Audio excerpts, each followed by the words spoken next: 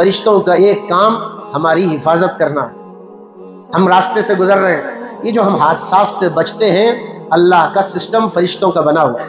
جیسے ہم بار بار بعض لوگوں کو کہتے ہوئے سنتے ہیں، میرا حادثہ ہو گیا، سواری کو دیکھو تو یقین نہیں ہوتا کہ میں بچ گیا، مجھے خروش تک نہیں، مجھے زخم تک نہیں آیا، کیا یہ کیسے بچا؟ اللہ تعالیٰ نے بچایا، اس کے لیے فرشتوں کی حفاظتی سسٹم ہے۔ اسی طرح یہ جنات، یہ شیاطین، اس سے ہم بچ نہیں سکتے۔ جنات ہم کو دیکھ رہے ہیں، ہم جنات کو نہیں دیکھتے، شیاطین ہم کو دیکھ رہے ہیں، ہم شیاطین کو نہیں دیکھ سکتے۔ اللہ تعالیٰ نے ہماری حفاظت کے لیے فرشتوں کا سسٹم بنایا، یہ فرشتوں کے ذریعے ہماری حفاظت ہوتی ہے۔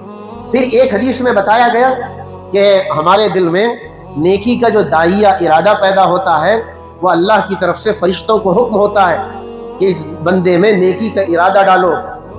اذان ہو گئی، نماز پڑھنے کا ارادہ آ رہا ہے، یہ فرشتے ہمارے دل میں پیدا کرتے ہیں، میاں مسلمان ہو، اذان ہو گئی، نماز کے لیے چلو، میاں یہ صحیح راستہ ہے اس پر چلو، یہ غلط راستہ ہے اس سے بچو۔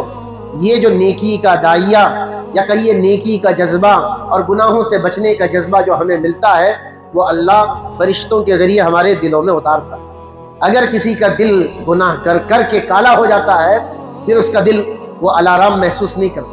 جیسے بخار کا آدمی جس کو بہت بخار ہو، میٹھی چیز بھی کڑوی لگنے لگتی، مزاج بدل جاتا ہے۔ ایسے ہی جو آدمی بہت گناہ کرتا ہے، اس کے دل میں خیال نہیں آتا، نہ نیکی کا خیال آتا ہے، نہ گناہ سے بچنے کا خیال آتا ہے۔ یہ فرشتے اللہ تعالیٰ کی طرف سے ہمیں ملتے ہیں، اور یہ فرشتوں کے ملن فجر کی نماز میں اور عصر کی نماز میں ہوتا ہے۔ یہ ہمارے ہر چیز لکھ رہے ہیں، کون فجر کی نماز میں آ رہے ہیں، کون عصر کی نماز پڑھ رہے ہیں، کون گناہ کر رہے ہیں۔ ان یہ جو دائیں طرف اور بائیں طرف فرشتے ہیں، ان کا نام بھی ہے قرآن میں، ان کو کرامن کاتبین کہتے ہیں۔ دائیں طرف والا فرشتہ امیر ہے، بائیں طرف والا فرشتہ اس کے تابع اور ماتحت ہے۔ جب کوئی بندہ نیکی کرتا ہے، نیکی کرتا نہیں، نیکی کا ارادہ کرتا ہے، یہ دائیں طرف والا فرشتہ ایک نیکی لکھ دیتا ہے۔